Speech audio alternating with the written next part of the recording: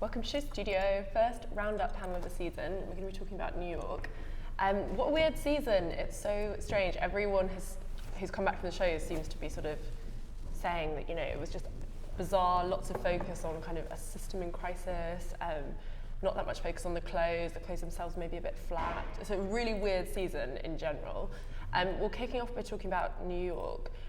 Which I actually felt generated quite a lot of the conversation because obviously a lot of the big brands there are the ones that have moved over to see now, buy now, so people like Tommy Hilfiger, Ralph Lauren, what have you. There's also interesting young designers now in New York, which is something that's been sort of missing there for a long time. And then some kind of big controversies. I'm sure we'll talk Marc Jacobs' hair again. But before we kind of dive into our discussions, I'll let my set panellists introduce themselves, starting with you, Charlotte. I'm Charlotte Roberts. I'm co-founder of The Mosh Pit and stylist.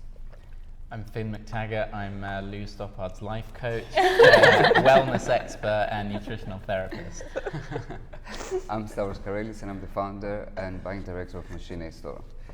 Finn, I'm going to go to you first. For that. I made myself a target. You have, Okay. but you made an appearance. Oh no! Here we go. Yes. Let's Not just get an you appearance. looking The It appearance. was the appearance of the season. there it was. I mean, that's New York Fashion Week. And that's How did that happen? So Shane Oliver Hibaya, I know you were a fan, but did he get how did it all happen? We're just very close friends. Yeah. And I was in New York. And How I woke far- up the next day and there I was. How far before the show did you see your outfit? Because in my head it's like when Carrie gets handed the sparkling pants. in It's Sex very and that. It's very that. It's very that. No, I was in the legends section, which Obviously. was me, Wolfgang Tillmans, and Suzanne No Bra, and Wow, we all had that's amazing. it's like a Legends coat, I think. It's And Legends pants. and we were, well, those are the Pornhub, Speedo underwear pants. So they did a Pornhub collaboration. They also did a collaboration with Hustler, which I was really into. And you were going to ask something. What were you going to ask? yeah. I want to ask you something. Actually, you might know about this. Okay. Is there a collaboration with Arca about a musical So outfit attire? the music is a collaboration between Shane and Arca called Wench. Yeah. Which I learned what And the music wench is means. fantastic. The music is... Yes, you're a big music person, aren't you? I am, yes. Other than being your life coach, I also make music and occasionally do fashion soundtracks. So. Why do you think people, because I mentioned this at the start in terms of kind of young designers, but why, is that part of the reason? I'm sure you all read the brilliant New Yorker profile on Shane Oliver and Hibaya, but it was interesting to see something like that done and realise this sense of kind of ennui that had been in New York for a long time. And I think someone like Shane Oliver has really captured imaginations, both because of his sort of talent and amazing perspective, but also because it felt like someone like him, a voice like that, was so missing from the city. Do you think that is part of the success? Is there? Well, I think, and you're absolutely right, because you said it in the beginning, looking at New York Fashion Week, you see two different things. One is all these fashion powerhouses and see all how they changed the game and, with all the see it now by now, but then you have all this young generation of designers, which I think it's where the fashion is happening. And also, what is really great is this old sub-generation that is created there. You've got from one side, Hibaya, Telfar, Eckhaus Lada, Ottolinger. You've got these brands, Vaquera, and then you've got all these even younger designers, that they used to be interns for these people, like Bro August and other designers that they are coming out. They're super strong.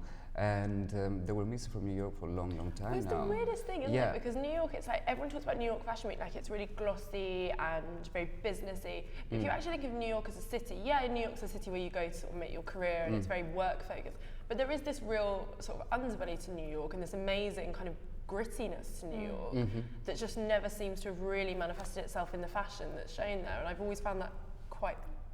It's a bit like, when everyone talks about Friends, the TV show, and they're like, oh, they were living through the most exciting time in New York, and you never see them go clubbing or go to any good music shows. Or anything like that. And it always feels a bit like New York Fashion Week is like that. It's very glossy. And I don't know, I don't get it. What's your thoughts? I mean, there's so many designers or people who go to New York and start showing or study there and start showing and that's like the pinnacle for them in the States. But I think there's very few designers who are really like born and raised and really represent an actual, I hate this word, authentic part of New York, because it's a city that's always moving, people are in and out, people go to study and they leave and all this kind of thing.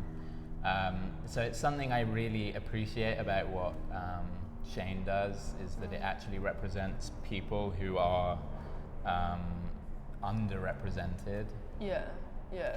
But also I mean, if you think about like the big ones, you know, even in Paris, you know, it was something that it was heavily missed. You know, we didn't have like any young emerging designers, you know, before Vetements Pierre, you know, Jacobs, you know, all these designers, you know, if about like 4 or 5 years ago, no one was talking about like any young brands coming out from like Paris Fashion Week, all the focus was on them.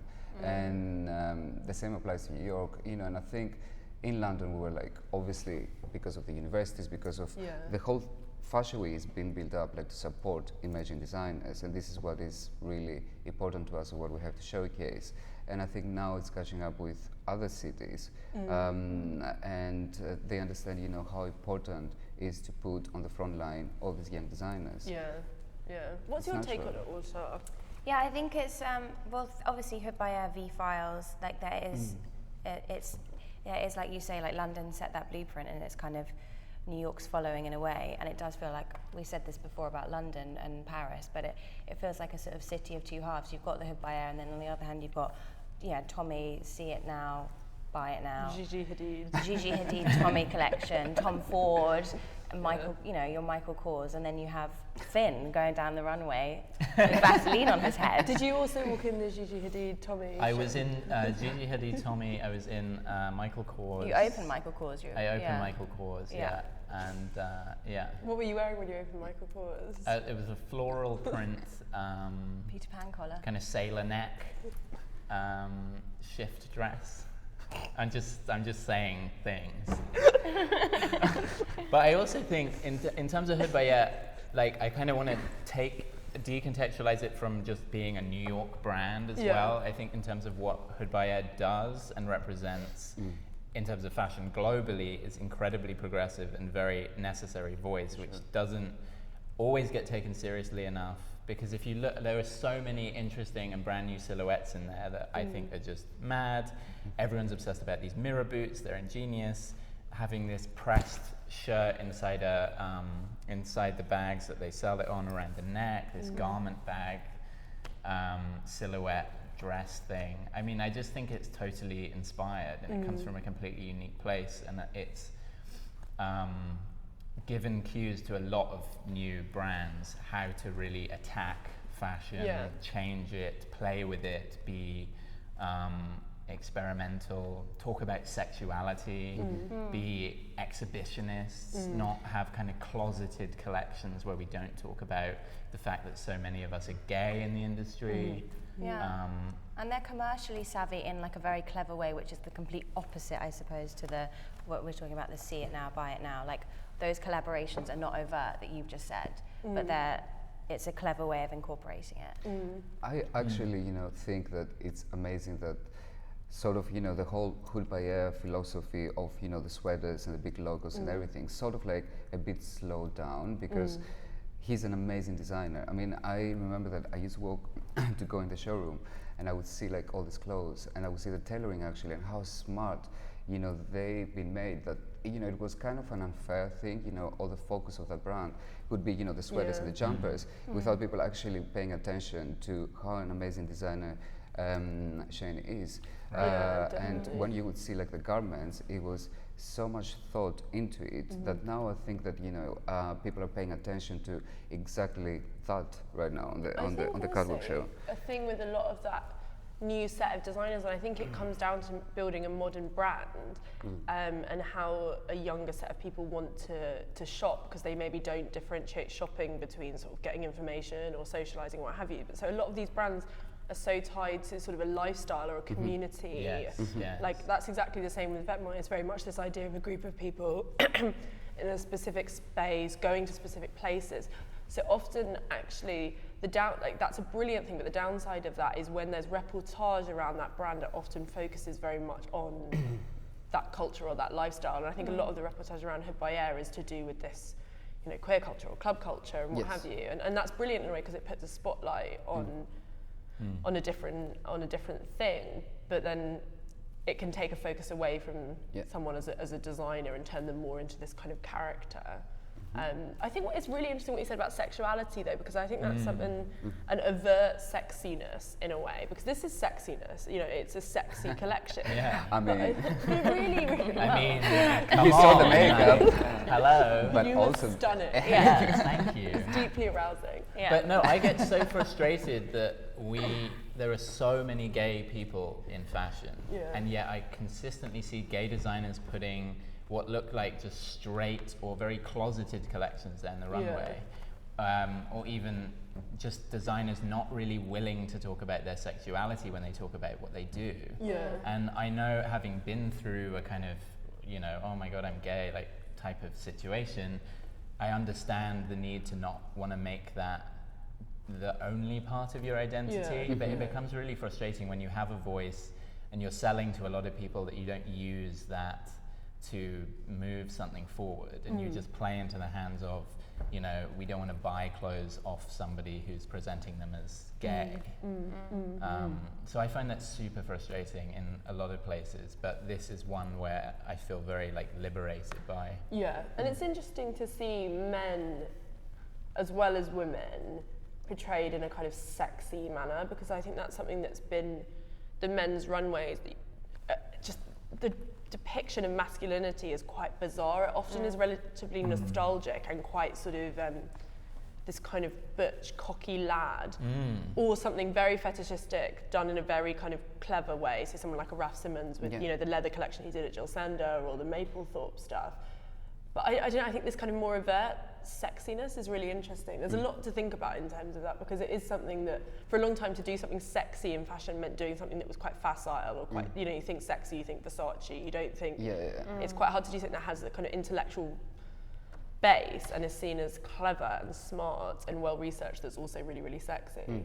And this comes from a place of actually exploring sexuality and gay identity within New York, within club culture and things like that, which is what gives it that energy. You look at other, I mean, you mentioned vêtements and the culture around that. I don't think that's really coming from a place of like a really queer, progressive agenda, and that's why the clothes come out feeling a little less like that. What do we think of fashion's kind of broader appropriation of this kind of moment of recognition of kind of queer culture, trans culture, and it's become such a buzzword in fashion? I personally, I mean, I do agree with Finn with what he said, actually, you know, but at the same time, I think that this is a very also kind of like old-fashioned in some ways, because I think that it shouldn't be an issue anymore. You know, it shouldn't be even kind of like discussed in many ways, because, and not because, you know, it shouldn't be discussed or addressed like it doesn't exist. Actually, it does exist completely. That's why it shouldn't be discussed as something specific or something new or something that we need to address, because when I see in my store and when I see like in Machinery and what's happening with people and how they shop and how they buy between collections, and there is never an issue of sexuality. No one is discussing about, oh, is this a man or a woman collection? You know, is this supposed to go for guys or girls? You know, it's everything. It's very equally addressed. I think the young generation of people don't really care about these issues anymore. And I think that perhaps, you know, the older generation of people might pay attention right now, but I think, you know, it's something that doesn't need to be discussed so heavily, because it shouldn't be an issue whatsoever, for me at least. I think, you know, because obviously, you know, this is the life we live in and the culture we live in. It's become like a marketing buzzword, and exactly. that's when it becomes. And this is what upsets me. You know, this is not a marketing. It becomes a bandwagon to jump on, doesn't it? And then, No, I was going to say, what's your take on it, Char? Because I know Mush Pit deals with a lot of similar themes, particularly related to sort of women and female sexuality. Yeah, I mean, it's very easy to be cynical about like those kind of buzzwords, as obviously we are, and we're rightfully so. It's kind of hard to tread a line between being kind of justified in your cynicism and then also it being a sort of proper form of representation. I guess when it's tokenistic and when it seems so overtly, obviously, like we said, a marketing buzzword, rather than anything that actually has any depth or meaning behind it, that's when it's frustrating. Like obviously we've talked a lot about like cultural appropriation and stuff, and you can, like, I know you don't like this word, but you can tell when it's authentic and you can tell when it comes from a genuine place or when it doesn't. Like Hood by Air definitely does. Something like Vetements, for instance, I know we discuss it every panel, but it obviously has like a much sort of stronger marketing sense, and like he said that his brother's in business, you know, it's still clever and it's still as relevant, but I think getting kind of the nuances between that, where it's a marketing strategy and where it's an authentic ethos of the brand, is important. Yeah, I think with Hood by Air there's a sense of taking a community along with you, whereas with Vetements there's a sense of building a brand. So I think they are very different things. Yeah, exactly, and being respectful of that. I feel like people like in the industry to talk about these terms in an incredibly shallow way, just as a kind of way of cleansing yourself of the blame. Yeah, abdicating responsibility. Yeah, so it becomes these very tokenistic gestures of like, oh, we're supposed to be happy that Balenciaga went from 0 black models to like 2. Like, oh wow, like hurrah, fashion is great. But it's not. We need to start talking about very practical things that the fashion industry can do to stop being so racist. You know, for example, there are a lot of black photographers I know working in the city who just the amount of free work that they are, as a specific group, asked to do seems extraordinarily out of order. And I think, I mean, it comes from building our own communities and structures within fashion. But there are really practical things which are missing. I mean, for example, Shane should be designing for a European house. I don't understand why he's not been asked to do that. I was speaking to Olivier recently actually about this and talking about, and he was very sort of open about how he feels the industry is racist, and he said one of the things that for him, being a black designer, it's also the fact that he's a black designer at a very old French house. And you say what you want about Olivier Risting, but actually, like, how important to have someone like that within fashion. It was interesting actually, the New York Times did like a 10 most important things about New York Fashion Week, and no mention of the Marc Jacobs controversy, and one of them was to do with, they were like, oh, everything was a bit more diverse, and they kind of brought up Castellata and what have you, and I was thinking, yeah, in some ways, yeah, brilliant, you know, it was, but then I think it's interesting when we talk about kind of these like structural problems. I do think this kind of big, huge problem with appropriation and cultural appropriation, which really did sort of rear its head, or its dreadlocks this season with the Marc Jacobs gate, shows this kind of, and I think it comes down to this, I don't know if it's a lack of education, I don't know if it's like, it's fear, isn't it? Because it's like the discrepancy between, for instance, the Marc Jacobs show, like social media, and then you look at all the reviews. Not one of the reviews on any of the big sites mentioned it or even alluded to it. It was only afterwards when they almost had to, that there was like the occasional think piece like, oh, why Marc Jacobs should have maybe said something. And it was so tentative, it was embarrassing. And I think, it's just not caught up at all. What did you think of it, Finn? Did you have a problem? I mean, I've always had a problem with white people having dreads. I think it should be illegal, but that shit's been going on for a very long time. So it's not, I don't look at Marc Jacobs and go, oh my God, like, I go like, that's fashion. Fashion's a bit racist, like, big surprise. I'm not surprised to see that. It's a shame, but, you know, there are people walking around like that in there was a huge amount of controversy over whether or not people should be offended. Like that kind of became the biggest controversy, wasn't the actual. I mean, it's obviously referencing rave culture, and I know there are a lot of rave girls who wear like neon dreadlocks as a kind of rave or cyberpunk look. So it's obviously going for a bit of that. I mean, I just don't think white people should be wearing dreadlocks, but I also don't think we should be looking to a Marc Jacobs show to be like the beacon of progressive identity.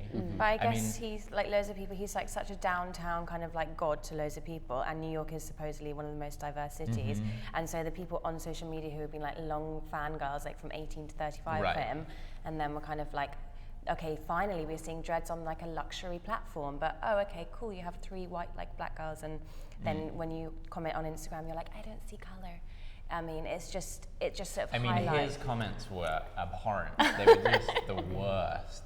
They were just, I It's mean, once just he sad. came back and replied about it, I was like, geez, like, give it a break. Yeah. But there was a really good, I mean, we were talking about Tremaine Emery. He did a post, he's worked for Marc Jacobs for a long time. Yeah. He did a post on Instagram talking about how the company really fostered him as an individual. He was just kind of talking from his own personal experience about the company.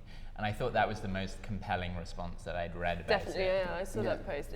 It's touching in that sense. And I do think that's a problem in some way. You kind of get caught up in the melee of all the discussion, and actually going back to what you were saying about kind of structural problems is actually in a way that speaks much more Exactly, to me because than it seems to be this discussion all about, I mean, representation is very important, absolutely. I've always been interested in representation, but it seems to be this discussion of how do we create this image or this face, rather than how are we actually bringing people into the industry who would be there to say, oh, actually, that's not such a good idea. That's not a good idea, exactly. Yeah, it is a big problem. I completely agree with you. There's a sense of creating an illusion of it being a diverse industry, rather than actually looking and going, is the problem that there maybe aren't enough black hairdressers, or there aren't enough black stylists, there aren't enough because people. That's such a common thing I hear from like black models, friends just say they turn up to a shoot. I mean, it happens particularly in like places like Italy, I think, and stuff like that, where they turn up and there's just no makeup that's acceptable for dark skin, and that's just madness. So there's a lot of kind of structural issues. Yeah, we have it with the panels, because people get quite, because we often talk about race on the panels, and people get quite angry on YouTube, and they're like, oh, someone was like, your milk whitewashed panels. And we think about it a lot, but the problem, we go out to the London fashion industry, invite people to come and join us, and it is a problem in the sense of you realise actually how the lack of diversity within that industry when you're trying to put together panels with different kinds of voices. And I'm totally open to suggestions for people to come on, but you don't want to end up having that thing where you're like, oh, let's try and it's such a difficult thing, and then you realise how big the structural problem is.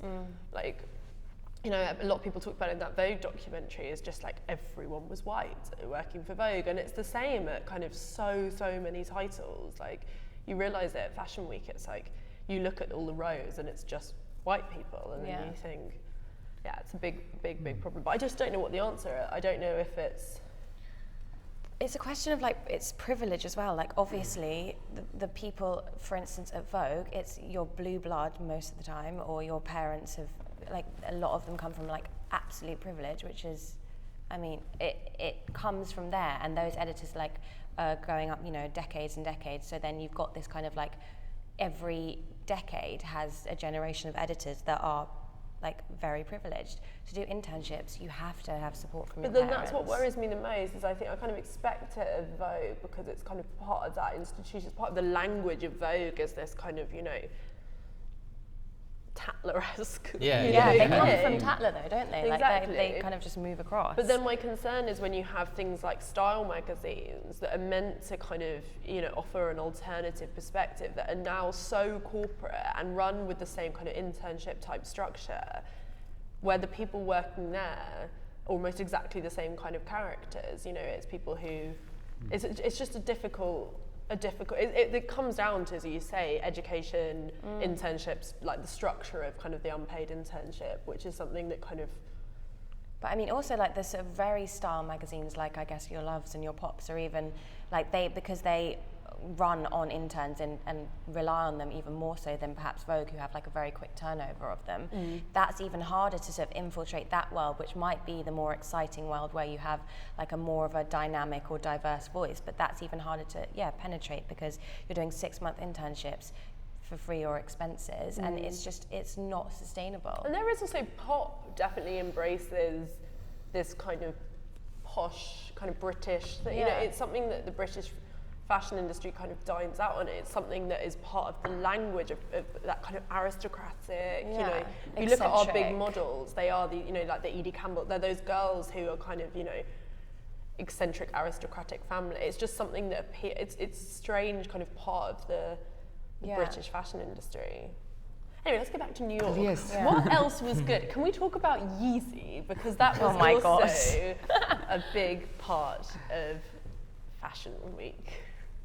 Finn, did you walk in the Yeezy show? I was not in the Yeezy show, thank goodness. I mean, is there much fashion to talk about here? What do you mean by that? I don't know. I mean, It's apparel. He doesn't like to call it fashion now, does he? I mean, I'm such a huge Kanye West fan. I think it's great that he's doing this. That's incredible. That sounds incredibly patronising. You're like, good for you, Ken. Yeah. But I mean, it's just not cute, is it? What's your take on it? I mean, I'm not for the models like passing out in the heat. It was also like a 5.5 hour experience. I love Kanye too, sometimes, but then Yeezys- sometimes I think if an emerging designer had shown this that was unknown, everyone would be like, oh, cool, this is really edgy and Maybe. cool. I think it gets so much extra scrutiny than... I see much worse stuff than this on other runways that people say is good, you know. I agree on that. What's your take Yeah. on it, Stavros? Do you... I mean, you know, it's definitely a brand that is super popular, and you know, I can understand, you know, why he's designing this collection, but also it's quite a collaborative brand, you know. I mean, like, if you see these pieces, quite a lot of them have been made by young designers, Yeah. and actually, if you see them, they're like quite cool individually, or you know, as part of the Yeezy show. For example, in the beginning, it was like a knitwear dress that was actually, it's really amazing. But overall, you know, yeah, it's Yeezy. You know, like, I mean, it's been designed for a very specific reason, in a very specific audience, and it has to work within that specific context. And you know, there is not so much analysis that can go through this brand, I think, because it's something very, very specific that he does, and you know, yeah.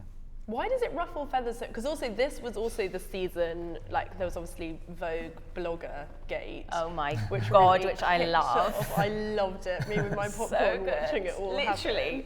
But it was the season of like there is this huge sense in fashion at the moment within the design world, you know, the world of publishing. There's this old world versus new world. And Yeah. I think actually the discussions around the Yeezy show in some ways are motivated by similar sense of sort of, you know, who is this person entering our world? Yeah, like You know, how dare he kind exactly. of thing. And everyone's always like, oh, Victoria Beckham did it in such a better way. But I'm like, did she just do it in a way that appealed to the egos of the kind of old guard? Right. Oh yeah, You know, completely. she was very quiet. You know, her first shows were kind of very small amount of people, done like a salon show. She talked through the collection to key editors. It's like no wonder people wrote that was a kind of Yeah. good Right, way right, of doing right. it because it appeals. Whereas Right. he's kind of like, Kanye's you will just get sit- on the bus. Yeah, and you will exactly. sit for 4 hours. And Yeah, I he's don't know. unapologetic, and he is like a showman. And I think Yeah. it is like a very modern way of doing fashion, in the sense that he is so ambitious with it. But exactly, it's like the old editors who have to take that bus out and then maybe miss a couple of shows are not going to be happy about it. Also, seeing like the front row of Kardashians in like bodycon knit leotards, I think to them is just like abhorrent. But then there is such a kind of, I don't know, for everyone who's criticising it, it's like they use the Kardashians. Well, they're exactly. on every magazine cover. They're always, you know, on. Right. And that was the biggest thing with that. I think Yeah. that people did call Vogue up on with that kind of blogger snobbery was the fact that, you know, Vogue have a street style photographer that shoots content that goes on their website. They also put Kendall Jenner on their cover and Gigi Hadid. And, you know, what did you think about that kind of? I mean, it's just, it was hilarious, and I loved it. I loved it, and it wasn't surprising. It was the same. It just highlighted. I think, to be honest, it was good that it happened because it highlighted their kind of like It ignorance. was so vicious though. and It was, they called them vicious, pathetic, you know, get a new job. Like it was, and so sweet. I think part of the problem is it was like, it actually is ironically, the reason I think it went so wrong is because it was obviously written in this rush for content, which is Yeah. exactly all the things they're kind of riling against, you know, fast publishing, throwaway journalism. Is they were obviously trying to get that up fast. It was like a roundup of Milan or something, wasn't it? Yeah.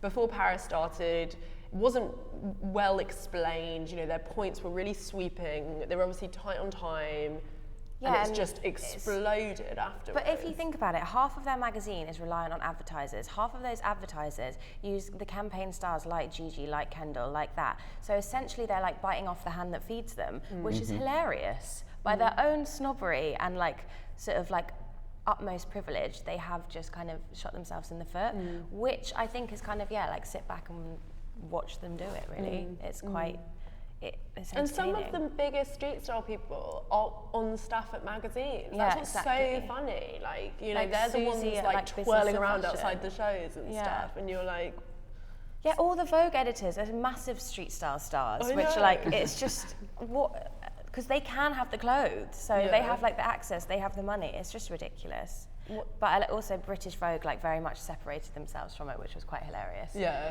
yeah. Alexandra Schulman was like, by the way, this is American Vogue, not us. So that was quite, British Vogue, American Vogue. Yeah. That, I think because of that Inside British Vogue documentary and that Rihanna thing, I Yeah. think everyone's now like Like, expecting whoa. them to have like a playground fight Yeah. or something. What did you guys think about it as a prolific blogger yourself? yeah, as a prolific street style star. I mean, it's just like a generational argument between two people who are on exactly the same side. They're both there to sell clothes. Yeah. They don't have any other particular function. I think it's a bit of a distraction to say that bloggers are like some kind of Also, new bloggers force seems- in the yeah. fashion industry. Yeah. They're just using like whatever technology they get their hands on. But the model's the same. Yeah, It's just but a blogger yeah, seems a very but they're all old selling term. clothes, so I don't, they're all there to kind of promote the industry. I don't really get what's the big hoo-ha other than some kind of vague mum versus daughter kind of drama. Yeah. Yeah. For me, what I'm thinking about most of the times is that, fashion industry is supposed to be so diverse, Yeah. and that it seems like there's so little spaces and places for everyone to be part and coexist. Yeah. Because I don't understand why it should be the one or the other, and Yeah. who is doing their job better. This is where we live in right now. In 2016, this is exactly what everyone does, using social media. Wearing the outfits, go on the front row. Advertisers. Yeah. It's part of the job of everyone, actually, street style photography. So I don't understand, again, I mean, sometimes, to me it feels like we're running out of stories and we have to create Yeah. some sort of story and a buzz about something, Yeah. which actually doesn't exist because this is the reality of the situation. So I don't understand why it should be, again, so much analyzed or paying attention to But what I is think the happening with the problem street was it style. was a story that everyone loved. Yeah, no, Yeah. you're absolutely right. No, it's good like we're discussing it. I'm Yeah. just saying that, in the first place, why should have been, so, Such a- yeah, yeah. like, put on target and discuss. Yeah. I when I- completely agree with Yeah. you. When I go to shows, I get as irritated by those blogger types. It's just like about. I was thinking this about clubs as well in London. There's not that door lady who's really. There's no Steve Strange who's like Yeah. going and being like, "That's a cute look. Like you look right. Come in." Regardless of whether you're on the list or not, who's been invited, whatever. Yeah. Everybody's like got invites to things. But nobody's going there like, "You are a legend. You Yeah. look cute, so Yeah. you can come in." There's no one's got really the balls to be like bringing in exciting people into these Yeah. shows. It's kind of just handed out, and then you get a bunch of cheap people, whether they're Yeah. bloggers, street stylers, or they're editors at Vogue. It seems just very cheap, and it's the same in clubs. Like people are like would be on the list for things, but then there are like fab people who are just being left out. So yeah. But I think that's why we did like a student panel. We always do a student panel each season. It's like my favourite thing ever. And they were all quite kind of bored about the shows. Like they're very excited about fashion, very excited about fashion exhibitions, particularly like fashion, like books, all of that stuff. And obviously, they were all obsessed with fashion. But I think the shows, it's just like they were all quite amazing looking, and obviously really, really cared, put together amazing looks.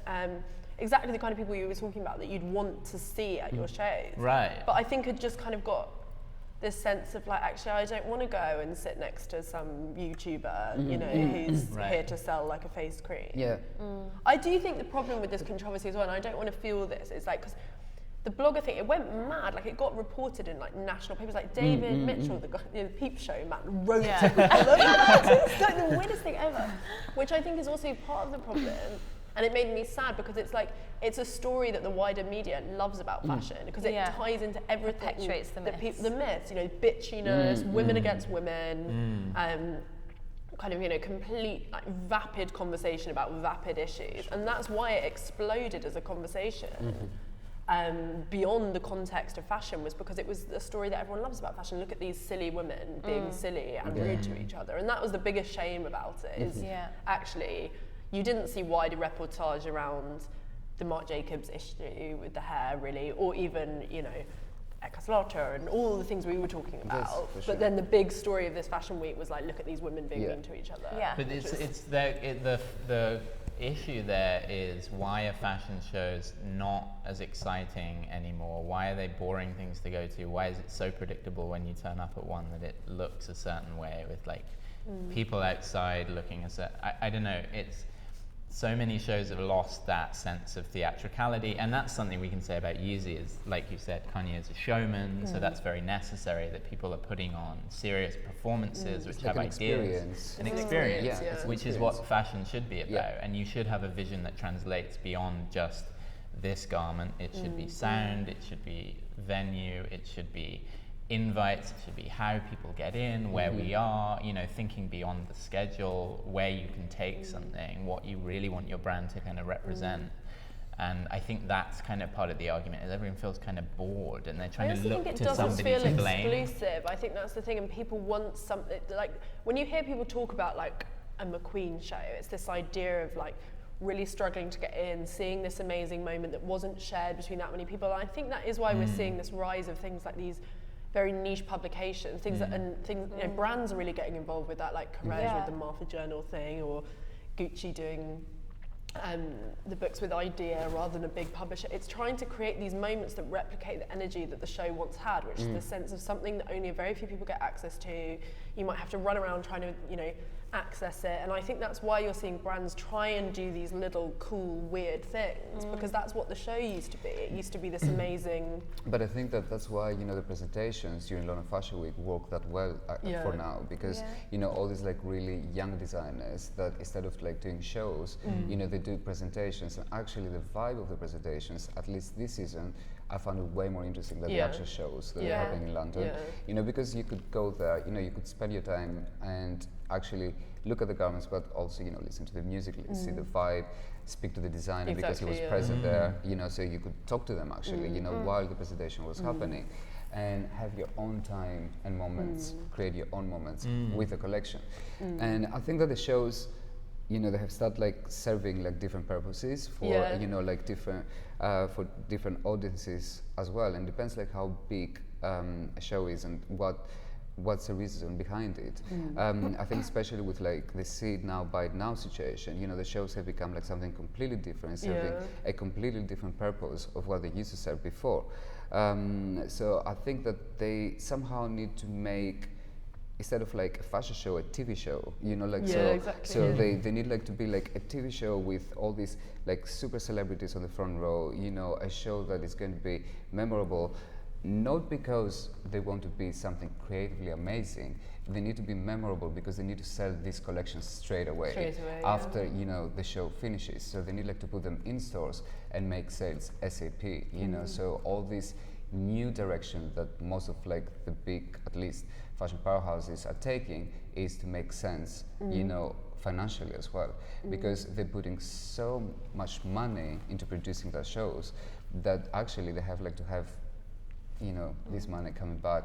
It must change your role as a kind of a buyer so much, because you must just feel like the show, your sense of going to the shows where you go, spend a lot of time in the showrooms, a lot of times looking at the collections. It just must be changing so much. It does, but I mean, for me at least, you know, I cannot speak about every buyer, but obviously, you know, you need the show and you need the presentation to feel the experience, and you feel, you know, where the whole, I mean, it's what we said before, it's about an experience. They invite you into their own world, and you have to understand way more of the vibe of the collection, but also where the designer is moving to, what's the feelings and everything else. And when you visit a showroom, this is where the business is. So you're going to see like every single garment, you're going to speak with the designer, see the pricing, see all the rest of it. But the situation of see it now, buy it now, I think, and I hope that this would be the case, that won't apply to any of the brands, at least the emerging brands that we're working with quite heavily, because that would be a massive disaster. And you know, it is, I think, very important for us to stress that the brands that they choose to go down that road, because I had this debate and I have like talked about this in lots of interviews, and they have been asked me the same question. They say, what do you think? Do you think that all the designers are going to follow that path? And I said, I hope not, and I hope no one is going to think that, we can pull this through, because they can't, especially the young designers. They will ever be able to do that. We're talking about shows like brands like Burberry or Tommy Hilfiger. I mean, we're talking here about like billions with like productions and factories that they can actually produce everything.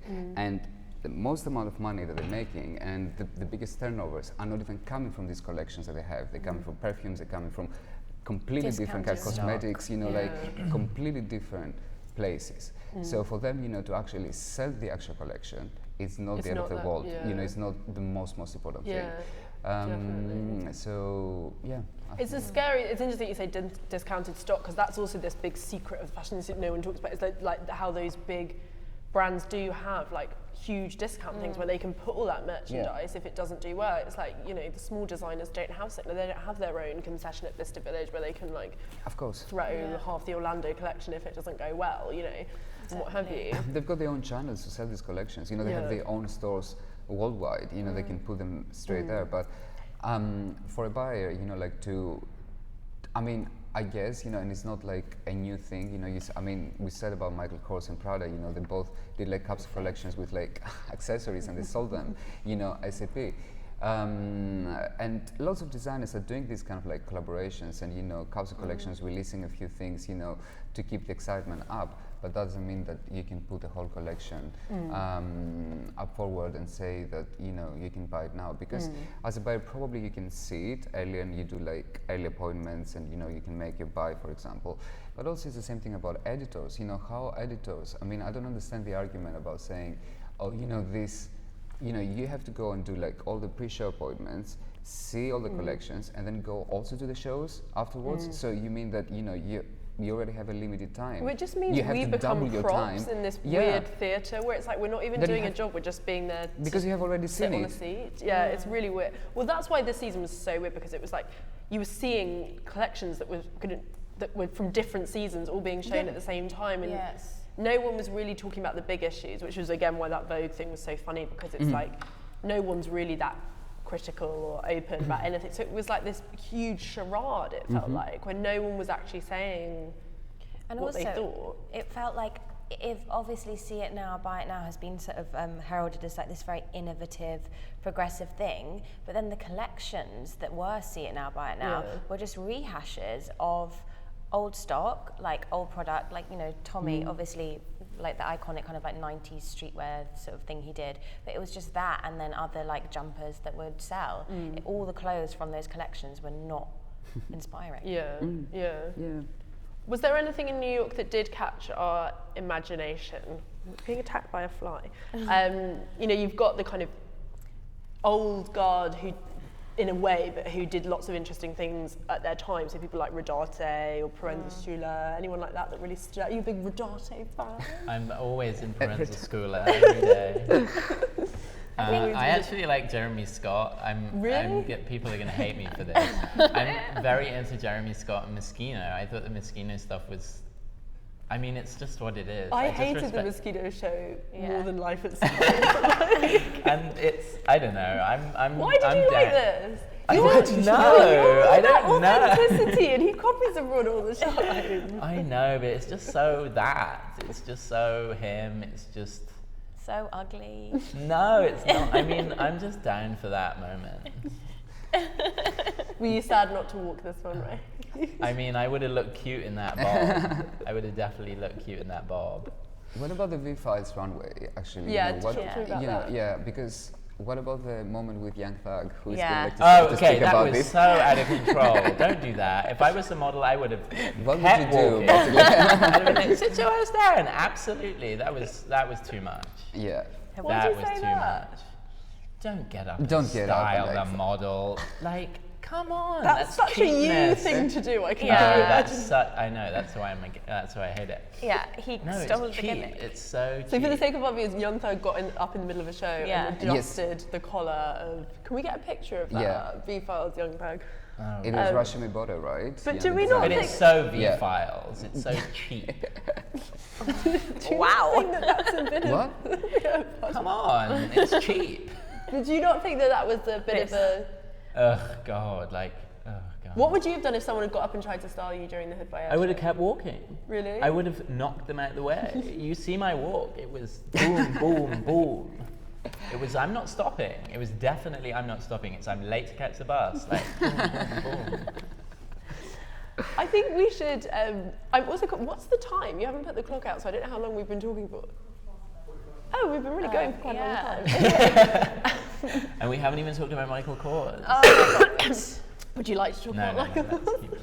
I want to pick you back up on something to do with the Hood by Air show, which we were talking about it before, which was people... This is what we're talking about with social media culture. You said people were getting angry that you had a leather bag and you had the Meat is Murder tattoo. Tell us about that. Oh no. Well, I have a Meat is Murder tattoo because I'm a vegan. And I can tell. and Wearing a leather lot of jacket. people were commenting when they saw my photo that I had a leather bag in my hand. I mean, I was barely alive at that point, so I wasn't really thinking about my ethics at that particular moment. But I don't know. It wasn't like I think people thought that it was written on me for the show, So and they they thought thought it the was a designer sign. was being like ironic or something. It's just me and The I don't know. legends. Can you just also say how you yeah, passed? so this is the legends. Oh my goodness. And how much, what was it that they put on your head? It's Vaseline. And how much? Like a pot? A real large amount, and then it would kind of drip down your face and you'd have to keep reapplying. I had it reapplied 3 times. Me and Wolfgang were like throwing it on each other and like cleaning it off each other. I was like his fluffer. It was a lot of fun. Yeah, this sounds... No, the show was, I mean, it's also just the energy is so right when you're part of the show. It's just good vibes. It's a real community. It's fun. It's progressive. It's exciting. And what are your aspirations as a model? Are you hoping for Victoria's Secret? I've done a couple of Victoria's Secrets. I'm actually waiting for Project Runway to give me a call. Speaking of New York Fashion Week. I mean, I think that's kind of interesting. I mean, I watch Project Runway all the time. It's fantastic. I'm a big fan of Nina Garcia and when Michael Kors was on the panel also being really bitchy. I think that's an interesting part of New York Fashion Week. Like, it's literally a reality TV show that shows during Fashion Week. I mean, we were talking about, you were mentioning like But by Fashion Week now. is a reality TV show in itself. No, but it's not like we could do QVC, like when, like, Yeah. I don't know, like you were mentioning a TV show for like Buy Now, See Now, like, I don't know, it might, is it going there? Like, is that what's next in the height of like commercial? Well, that's my New next York question: is week? what's going to happen with Fashion Week as a whole and moving forward? Like New York, it I really think it's felt like just going to completely like break in half, and there'll be like Yeah. these really niche presentations, which Yeah. is super cool and exciting, and then you'll literally have like QVC and like craziness up top. Yeah. I think so too. I think there's going to be like a good separation. Actually, I think it's perhaps needed because you know people are going to understand that you know you cannot put everyone under the same situation and say that emerging brands should build the brands in the way that you know these big fashion powerhouses should build the brands because they put them in a vicious circle that they cannot actually do this, and then after a while they fail, they cannot produce, they disappear. So it's good like to have like this separation and say this is the young emerging brands, that this is what they can do, this is what they can offer, and this is like the big fashion powerhouses. They play a completely different I also game. think those emerging brands will then feel more exciting. You know, it is like it does feel This is more where fashion special. is. I mean, this is not where. I mean, you know, this is where the fashion Because is. especially in New York, it was ridiculous. those big brands. It was like it was everything but the clothes. You know, it was like these weird shows. It was like you know, there was like bands and ballet shows and huge. You know, it was all about this Because kind of they need theatre that. and it was just kind of so inauthentic. Going back to what we were talking about. They need that because, you know, this is how they're going like, to get into press, or you know, this is what people are going to talk about, because obviously there's not so much to talk about when you see the actual collections. And the young designers, emerging brands, because they do like something so exciting, they don't need the whole, you know, theater situation around them, you know, theatrical situation. You know, they need just to check the collections and see them. You know, like for example, a brand like Ottolinger, you know, I found it like so exciting. You know, it's like a new brand that, you know, it's come from, I mean, it's Berlin-based, but they're showing in New York, which I found really, really exciting. There are like lots of young generation of designers in New York that they're creating like all this. Telfar is someone else. He's not a young designer. He's going on for like. Well, that's another thing to point out is Telfar's been doing this for such a long time. 10 years, you know, like 10 I mean, years. 10 years. And this was like a very big show for him. It And was. I think it really summed up what he is about, what he's always been about.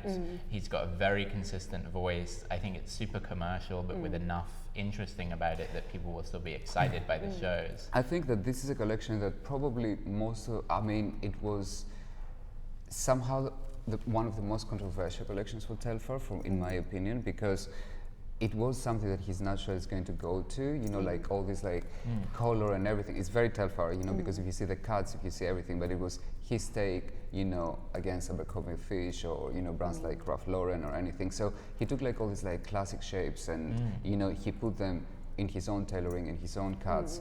And he said, this is what I'm presenting here. He's, I think, like one of the most important designers of his generation. And he hasn't been actually celebrated enough. No, recognized. And has been recognized by Absolutely. so many people. You know, like I remember when we first brought the brand in London, you know, and people were coming Some to the people store. don't know what it is. They're like, oh, is that a cool new thing? And you're Yeah, like, no. and I was like, no, it's not a cool new thing. Yeah. It's like actually going on for some years. Yeah.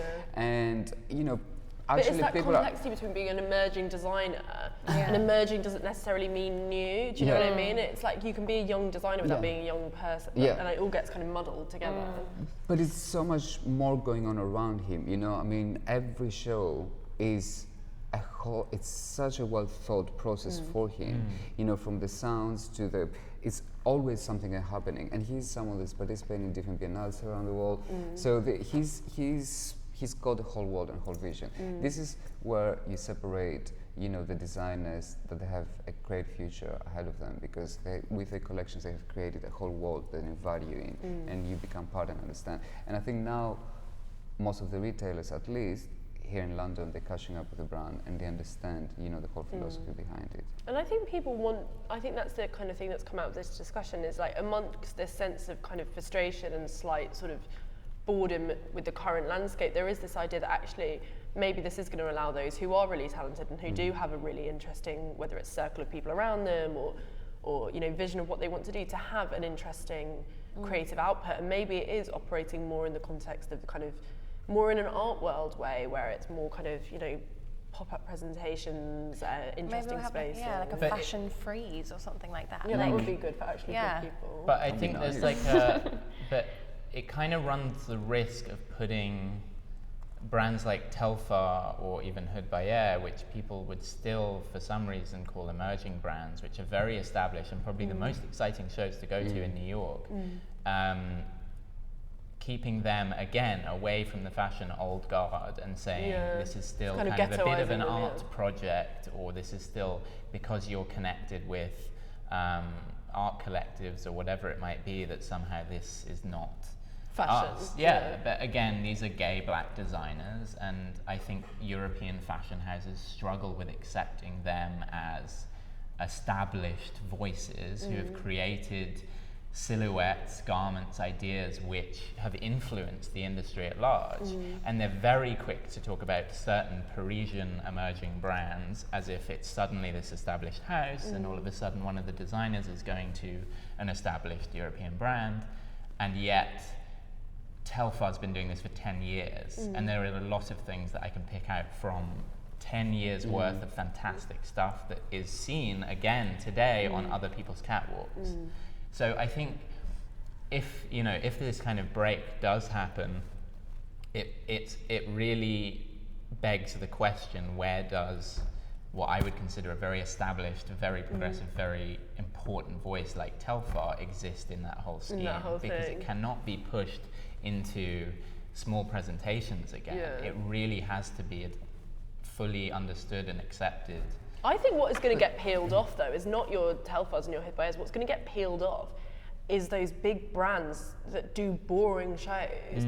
That is that QVC, whatever it's called, QVC thing that you were talking about, which is this kind of like, you know, selling in a hyper commercial way, and it's almost more like an advert. I hope that gets peeled off, and then it leaves room to actually look at these kind of brands and go, right, you're right at the top, actually, of the what is fashion. And there's also like the middle ground, which we didn't touch on, but like the Row and like DVF, obviously like they're kind of like midway between the two. The Row, like there was no post-show pictures, it was all appointment only, like that's different. DVF, obviously first Jonathan Saunders, that was like appointment only, and it was kind of done in a different way. So I think, maybe rather than dividing, it's just kind of like building upon the established structures in a different way, so it doesn't feel like basically uptown downtown, which is what what essentially it is, which is like inherently quite, well, it has its problems, it's problematic. So I think maybe that is something to consider. But also, you know, I think that in terms of, you know, sitting from the side of the designer, you know, you think about that, how important is anymore a show, because I mean it is important, and I have like so many times this kind of conversation, I mean, and because of Nugent and because of, you know, other discussions, that the difference between a presentation and a show is, for example, that sometimes, most of the times, they need the images from the catwalk show to make it to the press. Otherwise, if they don't have these images, they don't have like such an international reach, you know, worldwide, you know, to put in like so many different publications. That's one thing. The other thing, though, I think, is that the designers right now have like an immediate access to retailers, you know, and all the concept stores worldwide, perhaps not the big department stores, which I think also they're looking up to emerging designers and they're supporting them.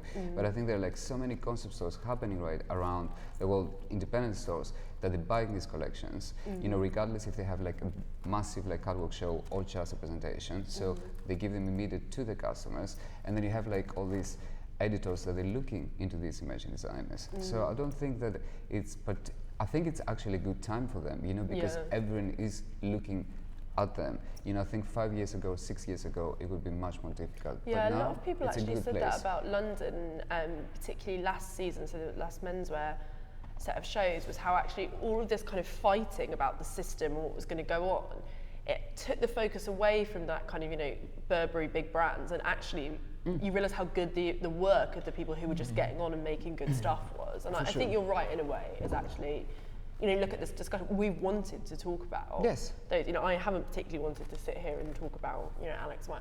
Like, just, you know, you want to talk about those brands doing interesting things, and hopefully the sales focus will be on those big ones, and they can do these big theatrical things and streams and beam things everywhere, and then fashion becomes something else. Yeah. But next season is Ralph and Calvin Klein, so that I will know. be something Very that exciting. everyone is looking at. I'm very, very my God. excited. Me too. On that exciting note, shall we give Finn a round of applause? Yes. Yes.